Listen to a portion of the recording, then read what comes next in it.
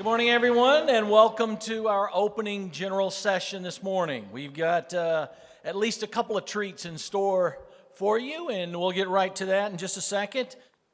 At the age of 21, Ruben Gonzales took up the sport of luge and started training for a dream. 4 years and a few broken bones later, Ruben realized his dream by competing in his first Olympics, but he didn't stop there. When Ruben raced in Vancouver at the age of 47, he became the first person to ever compete in 4 Winter Olympics, each in a different decade. Now, as Ruben says, it doesn't mean he's good, it just means he's old.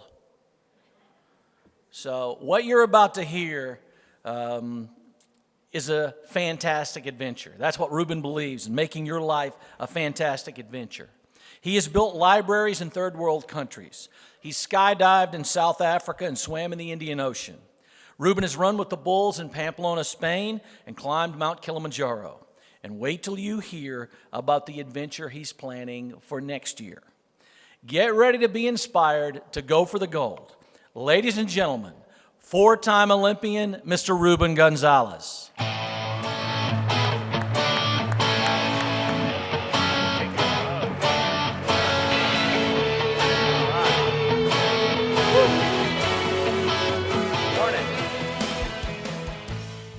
You guys must have had a great party last night, judging by all these chairs. My gosh. Y'all just getting started, right? It was last night the first night? Oh, boy. Okay, I want to hang out with you guys. People always ask me, what's it feel like?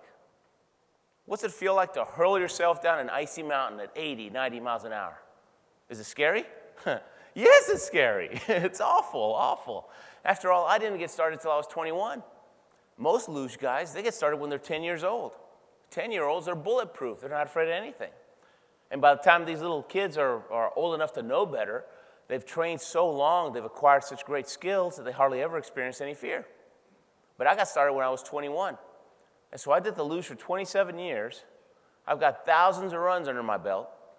And until the last couple of years, I was scared after every single run. The luge track, it's a chute of ice that starts 50 stories up the mountain. 50 stories! I mean, that's way up there.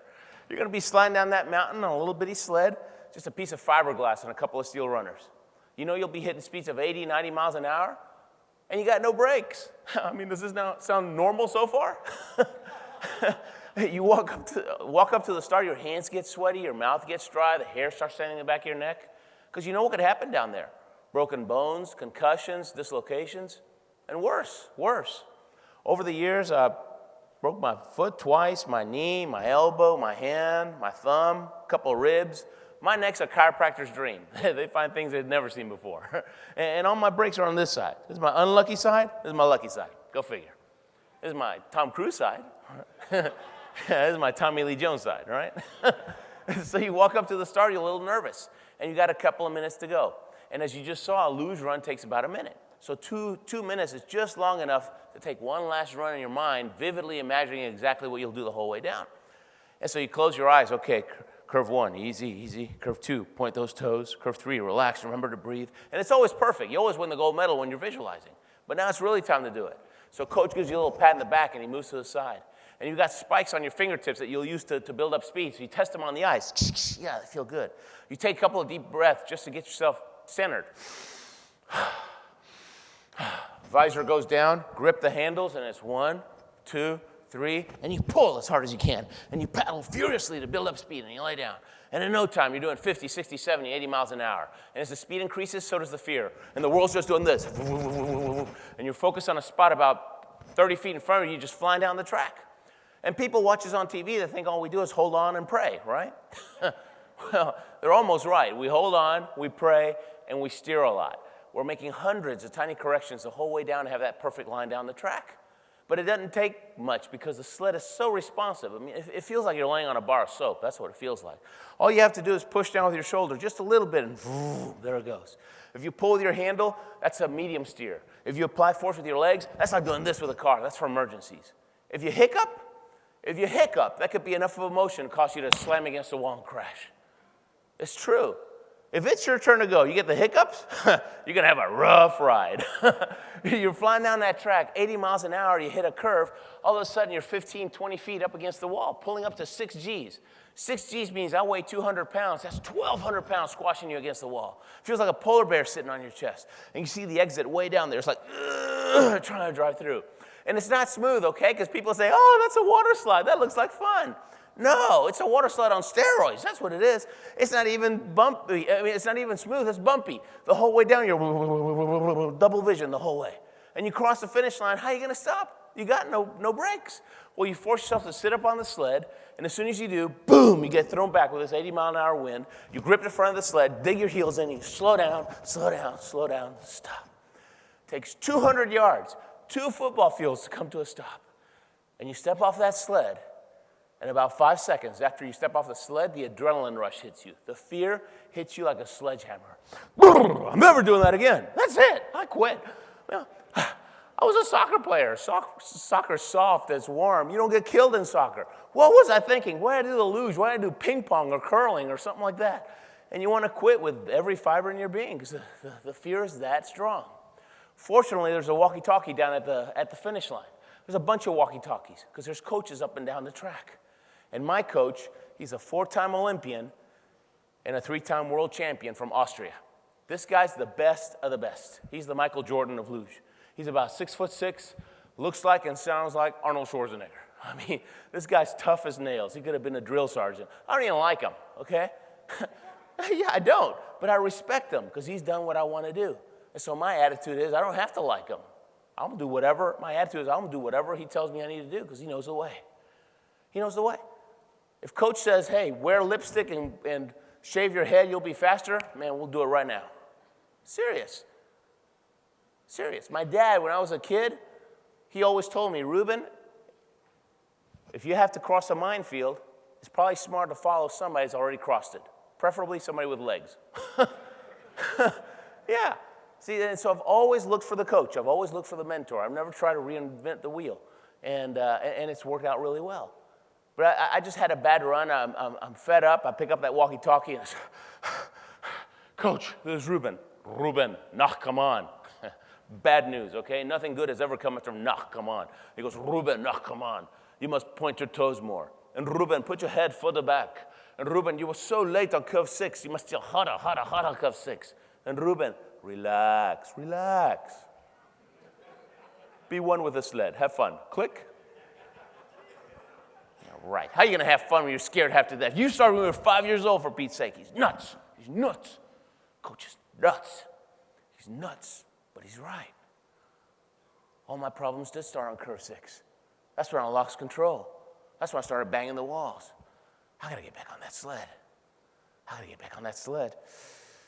I can do it.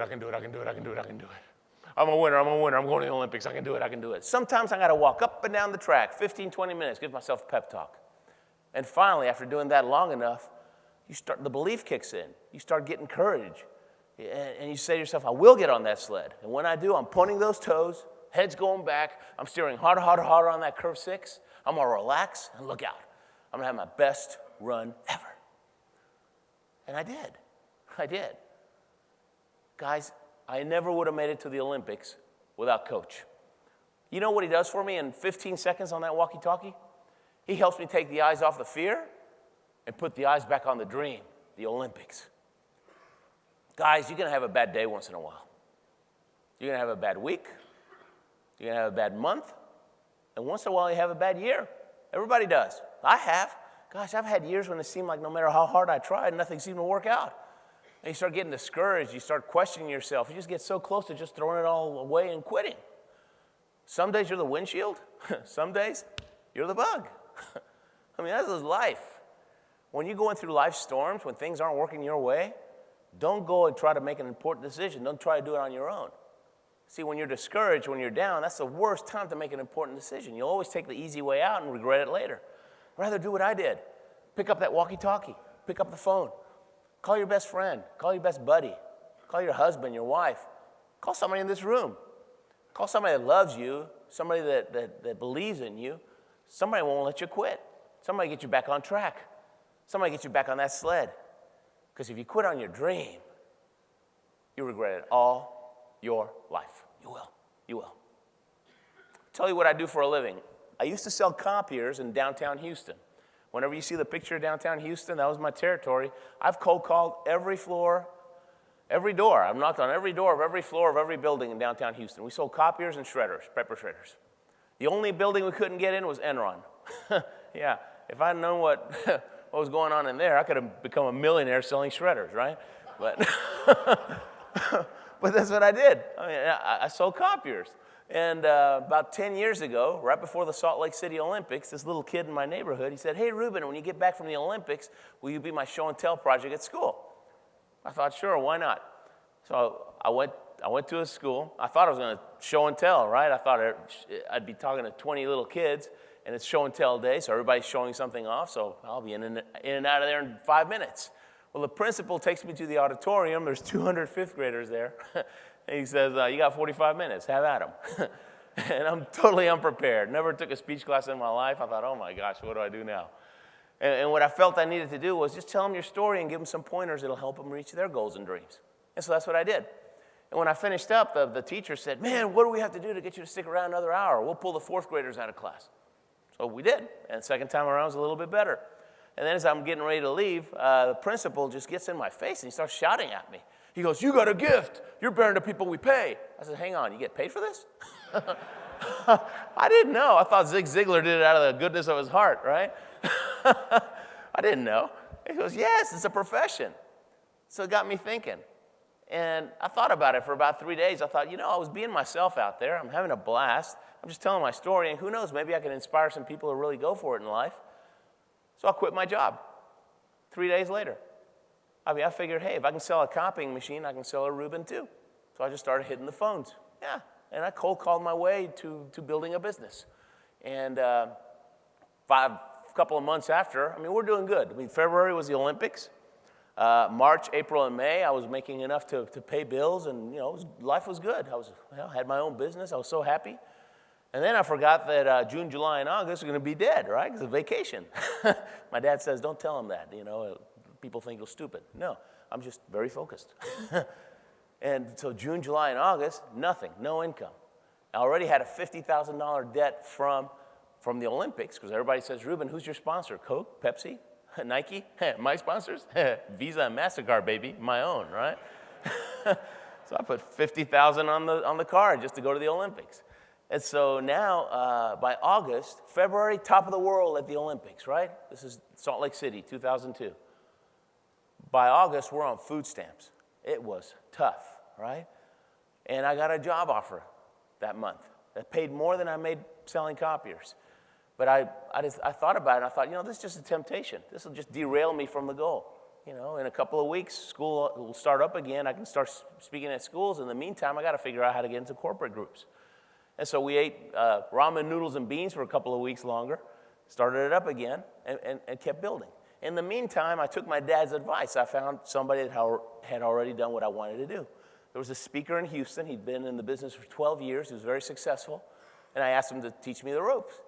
And first thing he told me was, and this guy's a big, old, tall, mean guy too. I attract these guys. But, but he said, "Ruben, I don't care if you're a 10-time Olympian. Unless you write a book, no one's going to take you seriously. Because an author is an authority of their subject." I can't write a book. I made C's in English. Hey, you got a great story. You write your book, we'll give it to a bunch of A students, and they'll clean it up for you. Wow, that's a great idea. I didn't think about that. That's right, because I'm the mentor, you're the mentee. Don't forget that. Right? So I just met with him every month, and he taught me the business and wrote a book, and with a little help from a few A students, it became a bestseller, The Courage to Succeed. And it's what you have to do to reach your goals. It's what I had to do to get to the Olympics, and how following those principles will help somebody reach their goals. And it takes two types of courage, guys. You got to have the courage to get started, right? Got to stop talking about it and just jump there and do it. That's the first courage. And the second courage to endure. You can't quit. Get started and don't quit. Most people don't give themselves a chance to learn those skills, and they're off to something new, and they're always getting started, but they never get good at anything. And so, who would like a copy of this? Here we go. Oh, I can do this. Old knees still can handle this. That's for you. Sure. You're going to read it, right? Oh, he's got a lot of pictures too, so it's okay. I didn't have to correct the pictures. So, anyways, so that opened up a lot of doors. And so, gosh, now it's 10 years later and it's great. I mean, it was about 4 years to build a business, and now it's been growing the business. And it's all over the world, and it's just wonderful. I mean, that kid just changed my life. But I'm going to tell you my story. And when we're done here today, you guys are going to walk out of here thinking, man, if that guy can make it to the Olympics even one time, then we can do anything. Because I give people hope. See, I'm not a great athlete. I can't jump high. I can't run fast. And I'm not particularly strong. I'm like your neighbor. Really. Seriously. No false modesty there. In school, I was always the last kid they picked for PE. It was awful. I mean, kickball, I'm the last kid. You had the two captains choosing teams. I was the last one they chose. Last captain always said the same thing. Oh, got to get Ruben again. Story of my life. But I had a dream, and I kept myself in the game long enough to learn those skills and make it happen. And so here we go. I was born in Argentina. My dad was a chemical engineer with Exxon, and we got transferred to the States when I was 6 years old. Now, in Argentina, everybody speaks Spanish. They eat a lot of beef. They play a lot of soccer. Right? That's Argentina in a nutshell. All of a sudden, I'm in Queens, New York. I'm the only kid in my class that didn't speak English. And school was tough. And I learned how to speak English by reading adventure books. I love to read adventure books.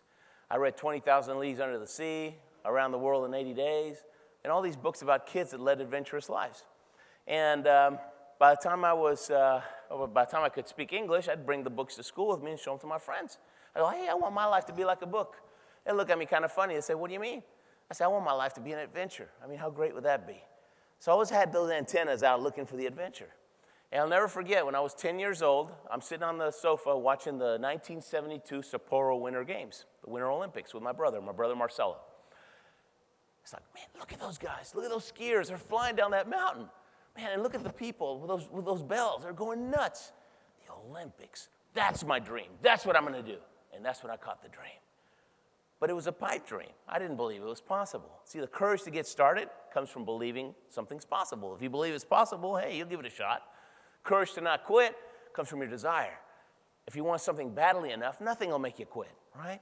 If your house is burning down, tough, right? If your house is burning down and your baby's inside, guess what? You'll run through walls to get that baby. What changed? The desire. Desire gives you power, right?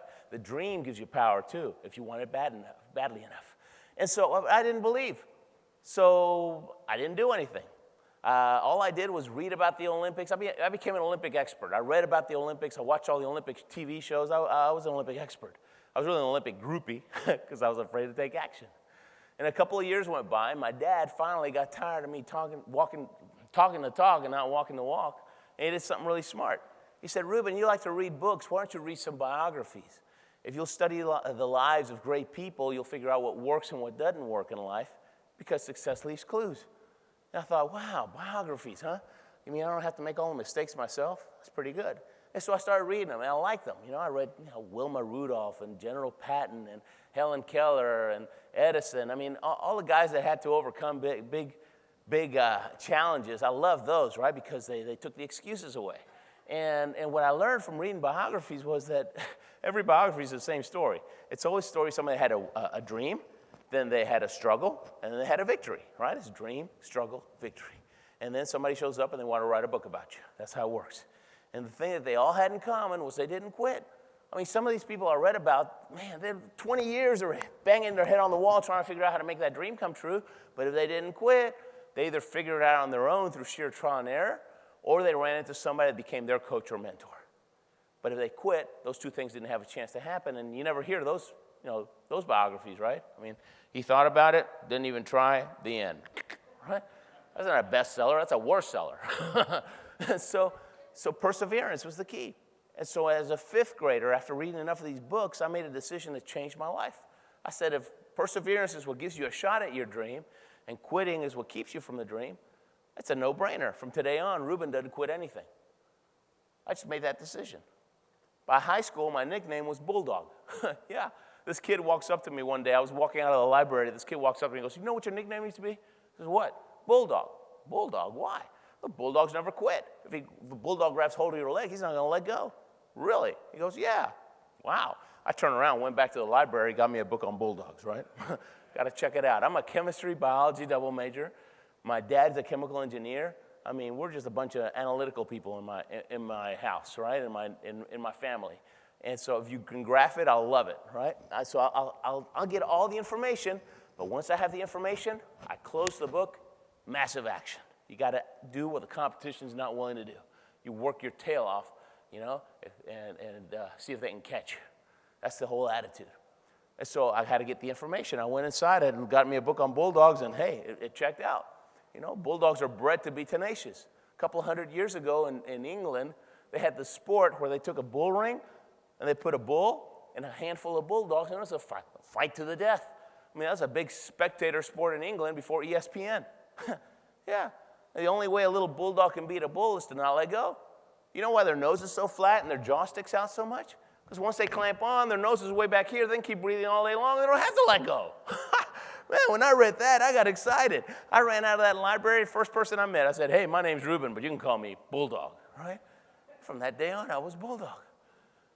I didn't even know what I was doing. I was creating positive peer pressure to keep myself from quitting. Imagine your nickname's Bulldog in high school and you're a big quitter. They'd run you out of there, right? So it's the books you read. The other thing my dad always said is it's the books you read and the people you hang around with. He said, Ruben, you want to hang around people you have respect for, not people you have influence over. If all you ever do is hang around people you have influence over, oh, you feel great. You're the big shot, right? You're the big fish in the small pond.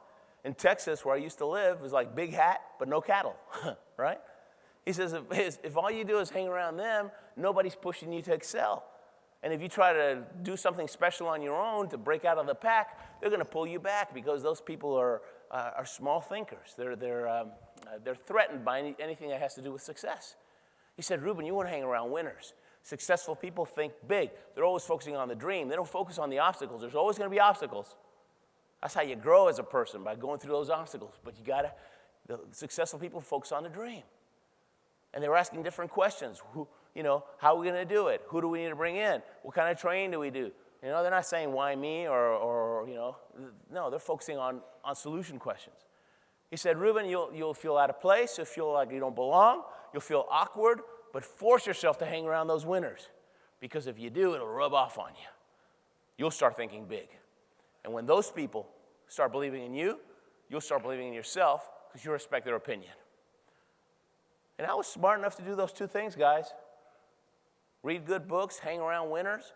And over a period of years, I started growing as a person. I started believing in myself. I started getting more confident. I started taking more risks. And fast forward a couple of years. Now I'm at little Argentinian boys. We think we're going to play World Cup soccer, right? We have this DNA. We have a little soccer ball. We just think we're going to play soccer. So I played soccer all my life. And I've got really good skills. Tens of thousands of hours of training, many, many, many years. But I'm slow, right? So what good are my soccer skills if the other guy gets to the ball first every single time? So I was always the bench warmer. But I found out that that Houston Baptist University had an NCAA Division I soccer team. That's the highest level of collegiate soccer. And by then, I'd been hanging around these winners and reading all these books, and I was thinking differently, right? I started asking different questions. I started thinking, hey, why not me? Why not now? Why not? Those are great questions to ask yourselves, guys. Why not me? Why not now? Why not? When you ask that kind of question, your mind starts finding the answers, starts figuring out ways to make it happen. And so I tried out for the team and I actually made the team. I couldn't believe it. First time I'm a jock in my whole life. Yeah, I even got a scholarship. My dad got excited about that part. So now I'm a soccer player. Oh my gosh, college soccer player. And but coach, after 2 weeks on the team, he called me up. He goes, hey, Ruben, I need to talk to you. Come to my office. Just close the door. Sit down. He goes, obviously, you had an incredible tryout because you're really not that good. That was a real motivator. Yeah. He said, but I can't cut, you're holding us back, man. You're holding us back. You're way too slow. The new rule around here is you get to play when we're winning by 2 goals because you're a threat to our own team. That's what he said. Man, yeah, nice guy. But it didn't even hurt. I was still so happy to be part of the team. It just kind of, I was still, just glad to be part of the team. But my new goal in life was don't get cut, right? So I became the Rudy of the team. Any of you guys ever see that movie, Rudy? Yeah, right, about the little guy who wants to play Notre Dame football, but he's not much of an athlete either. He actually lives here in Vegas, and the real Rudy. I was speaking here a couple of years ago, and we got together for breakfast. We run into each other in the speaking circuit, and I was telling him how I don't like the luge because it's so scary, but it's my ticket to the Olympics. He started laughing. He goes, well, I don't like football. I said, what? He goes, yeah, my dream was to be part of the Notre Dame tradition. What better way to do that than to be on the football team? In fact, I'm trying to talk my son from playing football because I don't want him to get hurt like I did. Oh, I started giving him a hard time. I said, hey, Rudy, I don't remember that part in your movie. He says, well, that's just Hollywood. But see, successful people are willing to do the tough stuff that average people won't do. Instead of whining about it, you just get through it. And so I became the Rudy. First one to practice, last one to leave. I worked my tail off, and I got to play with him for 3 years. But this is what the games were like. I'm sitting on the bench. We score a goal. I get all excited. We score another goal. I get to play. Other team scores. I got to sit down. And that was it. Okay? I played 5 minutes a game on a good day. That was it. And around that time, I'm 21 years old. Around that time, the Olympics roll around again. 1984 Sarajevo Winter Olympic Games. And I'm watching them on TV. And I see this little guy, he's about 5'1". He must have weighed 115 pounds soaking wet. This little 18-year-old kid wins the gold medal in figure skating, Scott Hamilton. When I saw Scott Hamilton win that gold medal, he gave me hope. I said to myself, if that little guy can do it, I can too. I'll be in the next Olympics no matter what. It's a done deal. I just got to find a sport. Does that make sense, guys? I've been playing soccer all my life. I'm good enough to be a bench warmer. And I'm going to be in the Olympics in 4 years. I don't even know what sport. I don't know. All I can tell you is when I saw Scott Hamilton, I knew that it'd come 4 years from now, I'm going to be an Olympian. I just knew it. But the clock is ticking. I got 4 years, right? In 4 years, I'm either in or I'm out. And there's all these East Germans that are already good at my sport. Think about that, right? So I went back to the library and had to do a little quick research, find a sport. And I'm looking through the list of the summer sports. And it took me about 5 minutes to realize, man, you got to be a super athlete to do any of these things. There's no way. You got to be able to jump over houses and lift cars and run 100 miles an hour. I couldn't do any of that stuff. So I got down a little bit. And then I started looking at the list of the winter sports. As I looked at that list, the analytical side of my brain kicked in. I started thinking, I'm about to put together a plan here for the next 4 years. It probably would make sense to base the plan on my strengths. My strength's not athleticism. I'm just okay athlete. My strength's perseverance. I'm bulldog, remember? I'm world-class bulldog. So I thought, I've got to find a sport that's so tough, a sport's got so many broken bones in it, there'd be a lot of quitters, right? That way, as everybody else is quitting, I'll rise to the top. I'll rise to the top on the attrition rate. That's my whole plan. So now I'm looking for tough sports: ski jump, bobsled, luge. Well, I lived in Houston, Texas. Hot, humid, flat, sticky Houston, Texas. I never skied before, so forget ski jump. That'd have been suicide. And bobsled? Where are you going to find 3 other nuts in Houston and want to do bobsled? Got to go to Jamaica for that, right? I know those guys, okay? It's all right. I admire them, too. Let me tell you a quick story about those guys. Bobsled, you practically have to be blonde to be admitted into that sport, okay? It's all Germans, Austrians, Swiss, especially Swiss, and Northern Italians, which are basically Germans, okay? Yeah. These guys stood out like a sore thumb, right? They were world-class sprinters. They didn't qualify for the Olympics, and they were looking for another way because there's always a way. And they ran into John Candy, and they figured out the plan, right? They learned how to bobsled, and so they show up at the Olympics, and everybody's making fun of them. They're getting bullied at the Olympics, and I couldn't believe it. And I went up to one of them. And I said, man, what's it feel like? I can't believe they're laughing at you here. And it's got to be terrible. I'll never forget what he said. He said, hey, we're winners. We intend to get the last laugh. I said, whoa, these guys are tough. So I kept my eye on them. 4 years later, we're at the Albertville Olympics. So that was the Calgary Olympics. When you see the movie, that was their first Olympics and my first Olympics. Now, 4 years later, we're in Albertville, France. Now they've got 4 years experience. They're pretty good, right? Nobody dares laugh at their face. A couple of people laughed behind their back, but that was it. And then the Salt Lake City Olympics, they've been at it for over 10 years. They're solid. They actually beat one of the U.S. sleds. So who's laughing now? Jamaicans. They're laughing all the way to the bank, all right, with that Disney movie of theirs. So what I learned from them is that average people will go through 3 stages when you tell them your dreams, your goals, your aspirations. Average people, small thinkers, right? First, they're going to laugh at you. Then they're going to watch you. And when you start making things happen, they're going to admire you. But you don't get to that admiration stage unless you're willing to put up with the laughter stage. So those guys are cool. But anyways, so bobsled, forget it. I mean, no way. So that left the luge, right? That's the only one. That was it. I hadn't even seen the luge on TV at that point in my life, okay? If I'd have seen what you guys just saw, there's no way I'm doing that, all right? I just had a little picture of a guy on a luge. I thought, that's the one for me. That's the one for me. I didn't even know where the track was. So what do? Well, find somebody that knows, right? Well, who would know that? Well, Sports Illustrated should know, right? It's their job to know. So I wrote them a letter, right? It was a short letter, but it was a really good letter. Where do you go learn how to luge? Signed, Ruben. That's it, right? Yeah, you guys are overcomplicating things. Bottom line, baby, don't waste any time. And they actually wrote back. They said Lake Placid, New York. That's where the track is. So I called Lake Placid. The Olympics are still going on, okay? This is going on fast. I'm not wasting time. I'm an athlete here in Houston. I want to learn how to luge, so I'm in the Olympics in 4 years. Will you help me? The guy goes, how old are you? I said, I'm 21. I said, forget it, man. You're way too old. He starts laughing at me. There's no way. I mean, we start them off when they're 10 years old. By now, you should have 10 years experience. There's no way he's laughing. I thought they're going to welcome me. Here he's laughing at my dream. You guys ever had somebody laugh at your dream? Stinks, doesn't it? But this guy was my, I couldn't hang up. Hanging up was not an option. I had to get through this guy. So I thought, I'll just tell this guy my life story to buy some time till I can think of something. And I'm talking to him and, practicing my speech.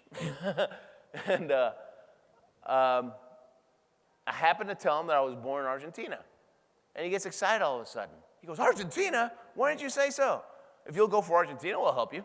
I said, why? A minute ago, you weren't going to help me at all. He goes, well, the sport of luge is in danger of getting kicked out of the Olympics because we don't have enough countries that are doing luge at that level. We're recruiting. Really? Tell me more. He goes, yeah, if you'll go for Argentina, we'll train you. You can use our sleds initially. Eventually you'll have to get your own stuff. We'll train you. You'll be under our wing. You'll travel with us and everything. And if somehow in the next 4 years we can get you to the top 50 in the world, because you got to be in the top 50 to go to the Olympics, then you get to go to the Olympics. Luge gets an extra country. Well, hang on. We get a whole new continent. We don't have anybody from South America. Oh, I'm a continent now, huh? He goes, yeah. And that would help the U.S. I said, I don't get it. How's that going to help the U.S.? He goes, think about it. Simple. We're putting millions of dollars to the U.S. program so we can have so we can have medals down the road. But if we're not even an Olympic sport because we don't have enough countries, it's money down the drain. So will you help us? Will you go for Argentina? And I thought about it for about a nanosecond. I said, of course I'll go for Argentina. I'll go for anybody. I don't care. I don't even care what sport. I mean, if they'd had Olympic tiddlywinks, man, I'm there, right? See, the luge was the vehicle. The Olympics was the dream. You always focus on the dream. And the guy goes, well, hang on. Before you come all the way to Lake Placid, you need to know 2 things. Number 1, you want to do it at your age? You want to do it in just 4 years? It's brutal. Brutal. 9 out of 10 people quit. Well, when he said that, I started smiling. I thought, wow, this works right into my plan. This is perfect. So what's the second thing? He goes, expect to break some bones. And I go, great. And he gets real quiet for a long time.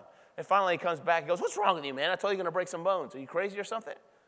I told him, look, man, I hope it's 10 times harder than what you're telling me. I hope it's 100 times harder, because the harder it is, the easier it is for me, because I'm not a quitter. I'm a bulldog. This guy, I don't think he understood. I was praying, guys. I was praying that it would be so tough that some of those East Germans would quit, okay? Yeah, but I don't, because only the top 50 get to go.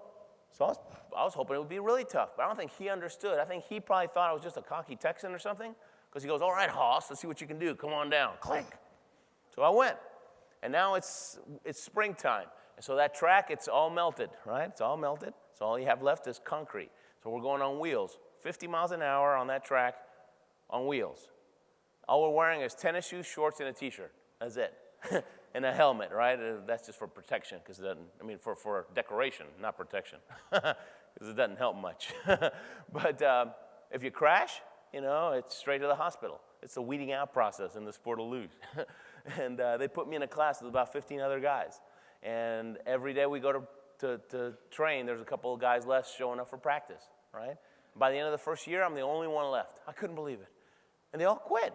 They all quit. They all had great reasons for quitting, right? Great, they call them reasons, they're really excuses.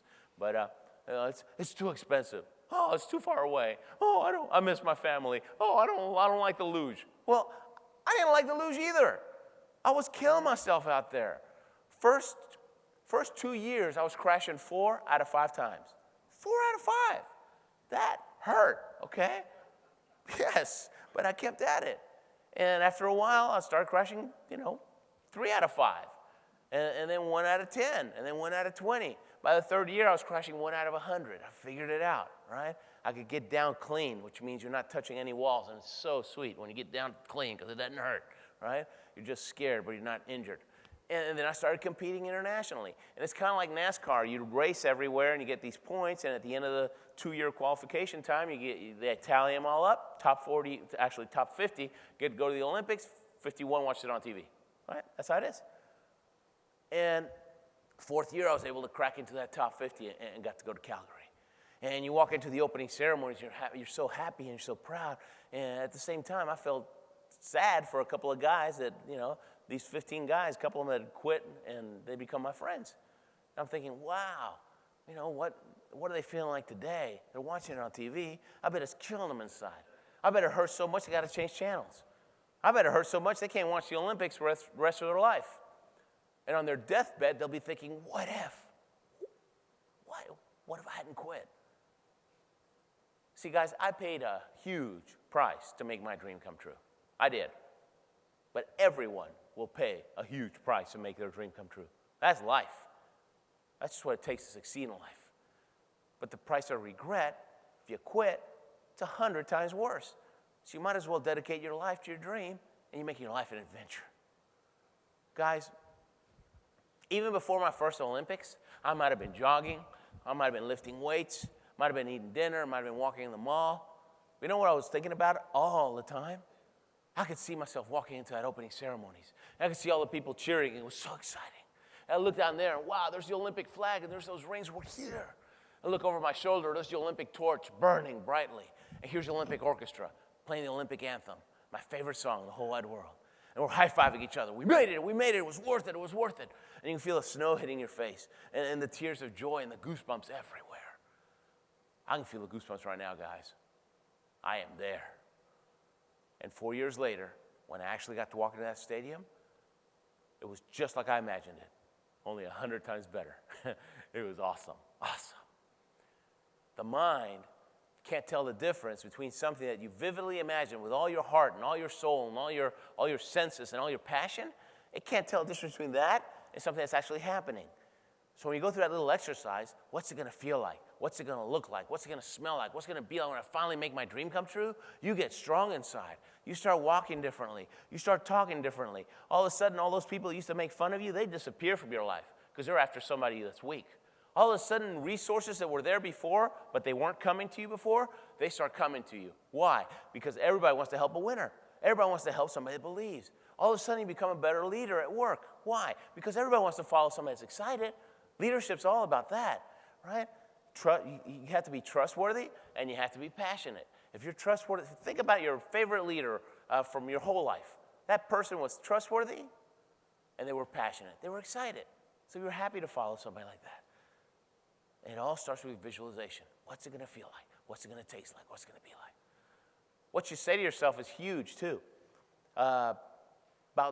Before the Calgary Olympics, I was working out in a little gym in Houston, a little tiny gym. And in walks Evander Holyfield. Evander and about 10 other boxers. And Evander had just won the heavyweight title, and he was in all the magazines. Everybody was talking about Evander Holyfield. And he walks into our gym. And we all started doing the same thing, including myself. We started whispering real loud, right? That's Evander Holyfield. What's he doing here? And nobody had the guts to go up to him, right? And what was I going to say? Evander, Ruben Gonzales, aspiring Olympian, right? But the littlest guy of all, the littlest boxer of all, he didn't look so intimidating. He's about Scott Hamilton's size. I thought, hey, I can talk to him. So the little guy gets on a stationary bike, starts warming up. So I went right next to him, and I started warming up, right? And I knew he was a boxer, but I wanted to start a conversation. I want to create some rapport.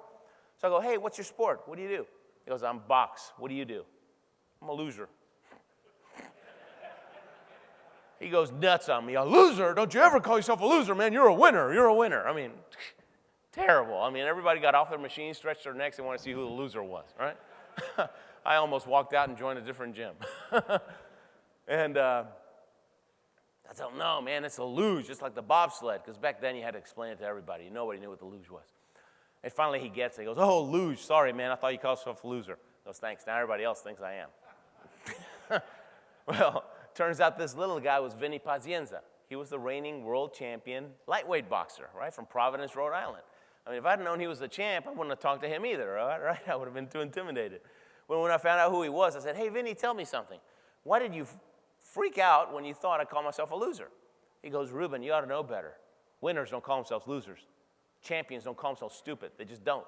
He goes, Ruben, sometimes I'm walking down the mall. I got nothing to do. You know what's going on in my head? I says, no, what? He goes, I'm the champ. I'm the champ. I rule the ring. Nobody can beat me. I'm the best. He says, I don't go around saying that to my friends, right? If I brag like that to my friends, I wouldn't have any friends. But I need to say it to myself because some days I don't feel worthy of the title. I said, give me a break, man. You're one of the toughest guys in the world. Hey, I'm a human being. Everybody feels like that sometimes. And I'm so glad he opened up to me because I feel like that a lot, right? So it took the excuse away, right? Learning that about a world champion made me realize, hey, it doesn't matter how I feel. That's not an excuse to not do what I know that I need to do to get to the dream. You just do it anyways. And then he goes, here, look, this is what you need to do to clean up that mouth, right? This is what he still thought I called myself a loser. And he goes, you get yourself a rubber band. You wear it on your wrist for a month. Every time you catch yourself bad-mouthing yourself, saying something, calling yourself stupid or anything like that, you pop yourself as hard as you can, right? And then you replace that negative word with a positive word because the mind doesn't like a vacuum, right?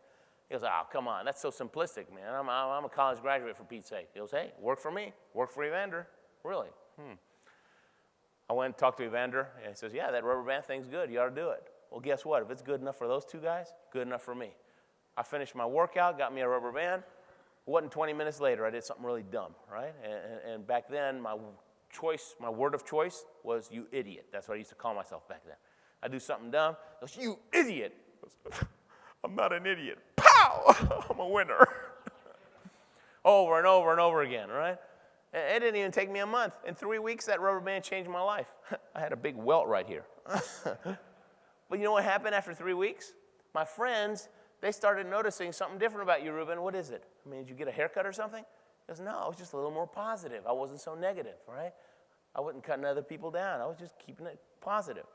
And around that time, I started realizing that, man, there's a lot of negative, a lot of bad-mouthing going on amongst my friends. I didn't want to get any of that secondhand negative, so I started hanging around a different group of friends. And that went back to what my dad had always said. Who are you going to hang around with? Who you hang around with is 90% of success, guys. I don't care how gifted you are, how talented you are, you hang around a bunch of these guys, they're taking you down. But you hang around a bunch of winners, they're gonna pull you up. They'll help you. And that's why award ceremonies like you guys are having later this week are so important because you'll know who the best of the best are. And guess what, guys? Successful people, they like to talk about success, okay? Especially successful salespeople, they love to talk about success. So after they get their awards, you know what you do? You take them to Starbucks, right? Even though the Starbucks here are about $12 for a cup of coffee. You take them to Starbucks, and they'll tell you everything. Next year, you're going to get the award. Everybody will give you free coffee. You'll make it up. Yeah, it works, guys. Hang around the people that are already doing really well. And then you learn everything, and then next year, you're doing well. It's so simple. Anybody can do it. Anybody. And so anyways, self-talk is huge because what you say to yourself determines what you think. What you think determines what you do.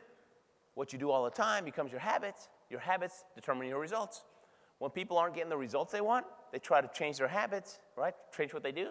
But since it was a habit, they go back to the old habit. And it's normal. They're not going far back enough. You have to go all the way back to the self-talk, reprogram the mind, create new habits, and then. So it takes a little bit longer, but it's permanent, see? After talking with Vinny and learning about self-talk and all that stuff, I started studying it. I started reading books about about self-talk, and I came up with something called the Champion's Creed. And by the way, if you want the Champion's Creed, you just go to thechampionscreed.com, and you can print one up, and it's free, okay? And just give it to your kids, keep it in your office. I mean, this stuff is great. And this is something that I would read before every practice, before every race, and it would give it would put me in a mind frame, right, where I became like Superman, where bullets wouldn't hit me anymore, right? It would just bounce off of me. That's how it did. It put me into a warrior spirit, especially, and it's good for sales. It's good for anytime somebody's in the way, facing a challenge. So all of this is an affirmation. An affirmation is something that you read to yourself. Now, affirmations, if you read this with no energy, if you read it like Barney Fife, it's not going to work, okay? I am a champion. Yep. I believe in myself. I have the will to win. Yeah, that's true too. You can read that 1,000,000 times. It's not going to do anything for you. Okay, you got to read it with passion, preferably in front of the mirror, preferably first thing and last thing in the morning when you're half asleep. That's the best time to do this kind of stuff. And you pound your chest when you do it. All right? I am a champion. I believe in myself. I have the will to win. I surround myself with winners. I'm cool, positive, and confident. I'm willing to pay the price of success. I love the struggle and the competition. I stay relaxed and in control all the time. I focus all my energy on the job at hand. I vividly imagine what victory will feel like. I am a champion, and I will win. You do that, guys, like that, look out. You're going to change like this. Like this. You do that before that tough phone call you have to make, man, look out. They don't have a chance. I brought about 100 or so of these. I've got them in the table over there with my books and things, and this is my gift to you. But again, you can print up a big one for your office, and it's free, the Champion's Creed. So who wants one? Can you all catch? Watch your eyes. All right. Man, that was pretty good. All right. I've been a voracious reader all my life. My kids are voracious readers too. I mean, our house looks like a library. We've got bookcases. We give away so many books. We read so much because we want to learn. I've always wanted to know what makes successful people tick. How come greatest country in the world, land of opportunity, and there's a bunch of people that haven't figured it out? Why? And so I wanted to learn. And so I highlight books. And so what I did was, this was the easiest book I ever wrote. I took all the 50 best things I ever read, right, from everybody else, and I rewrote them. And so it's called Success Secrets of a 3-Time Olympian. See, every time you do another Olympics, you got to redo all your books. Well, I still have some 3-Time Olympian books left. So anyways, so this is great. Now, I call this the bathroom book, okay? Keep it in the bathroom. If you read it one time, it's just entertainment, right? But you put it in the bathroom, you'll be back. You got nothing to do, you'll read it again. You read it about 100 times, you become a different person, right? And I promise you, your kids are going to read it when you're not watching. So who'd like a copy of that one? Well, here we go. See why you have to sit in the front row, guys? Man, not only do you can't see back there, you don't get any free stuff. Ready? All right. Good job. All right, one last one. Some people don't like to read. I understand. So I got it with CDs, DVDs, the whole thing, right? It's about 5 hours of good stuff, okay? So who wants one of these? Okay, they're over there. Yes, sir. Anyways, guys,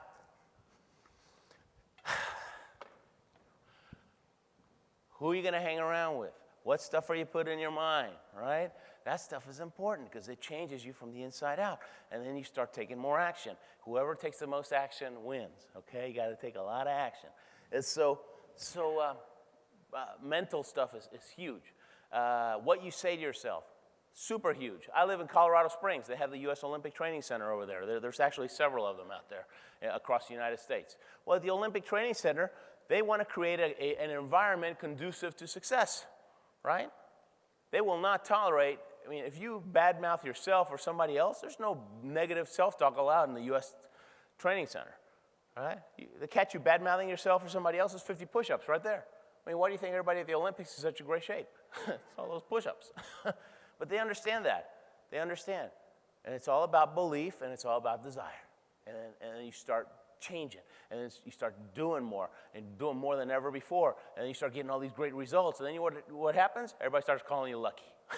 That's what happens. It does. It's nuts. Take advantage of opportunities. In 1987, we were in St. Moritz, Switzerland for a World Cup race. I do the singles luge, like the one you just saw. There's also a doubles luge. 2 guys on a sled. They're each doing half of the driving, but only the top guy can see. So the top guy's giving the bottom guy shoulder signals, telling him when to drive, and they better drive in concert or else they're going to crash. Right? Plus, you have a higher center of gravity. If you're a little late out of a curve, splat. Right? And it's tough. It's a tough sport. I've never done it. We're at St. Moritz, Switzerland, 1 year before the Calgary Olympics, and I noticed, man, there's only 3 double sleds signed up for this World Cup race. There's usually 20 or 30. Must be a boycott or something. So I went to my best buddy back then in the luge circuit was Pablo Garcia. He slid for Spain. And I went to Pablo and I said, man, did you see that? There's only 3 sleds signed up for the doubles. You know what that means? He goes, no, what? He goes, we got to find a double sled and join this race. If somebody crashes, we got a medal, okay? This is our chance, baby. We're going to do it. Pablo's no dummy. He saw the opportunity, right? But we had to get coach's permission. And so we went to coach, and he said, look, if you guys can find a double sled in this town, you got my blessings. Well, it turns out St. Moritz, all of Switzerland, is bobsled country. They win all the medals in bobsled. Germany wins all the medals in luge. It's like that. It's kind of like Indiana's basketball, Texas's football. Well, there's only one luge guy in all of Switzerland because they don't like lugers over there. They just don't. And so and they speak German. Neither Pablo or I spoke German. So we went to the German team to get a quick lesson. We wanted to learn one phrase. It took us 4 hours for this quick lesson because Spanish mouth doesn't do German very well. But do you have a double sled for the World Cup race? That was all we wanted to learn. We spent the next 3 days knocking on doors in enemy territory, cold calling in German. Haben Sie eine double Slitzer, I can't even say it. Haben Sie eine double Slitzer Schlitten for the Weltcuprennen? Loser, slam, next door. We did that for 3 days. Finally, we found this guy that had a 20-year-old rusted double sled. He was just happy to see another luge guy. He lent it to us, and we spent a couple of days getting the rust off and then getting it race ready. Signed up for the race. Everybody, all the other luge teams, you know, they lined the whole track, right? They wanted to watch us kill ourselves and watch Ruben and Pablo kill themselves. It was good entertainment today. We almost did. I mean, the whole time it was like, bam, sorry, Pablo. Bam, sorry, Ruben. I mean, the whole time we're apologizing to each other. We got 4th place. So we go to the closing, the medal ceremonies, right? You know, they got 1st place, 2nd, 3rd, the flags, the anthems, the whole deal. And we're sitting here to the side just watching them. And the race organizers, the officials, they point at to Pablo and they go, hey, you two, get over there. Us? He goes, yeah. So we stood right here, right in front of 1st place, but on the ground. And they gave us 4th place medals. I couldn't believe it. 27 years in the sport, I've never seen a 4th place medal. I thought, this is Switzerland. It's got to be chocolate. No, still hasn't melted. Yeah, we got our pictures in the paper. They call us the exotics, right? Spanian and Argentinian exotics. And we earned so many World Cup points for that 4th place finish that at the end of the whole season, we were ranked 14th in the world in the doubles. Yeah.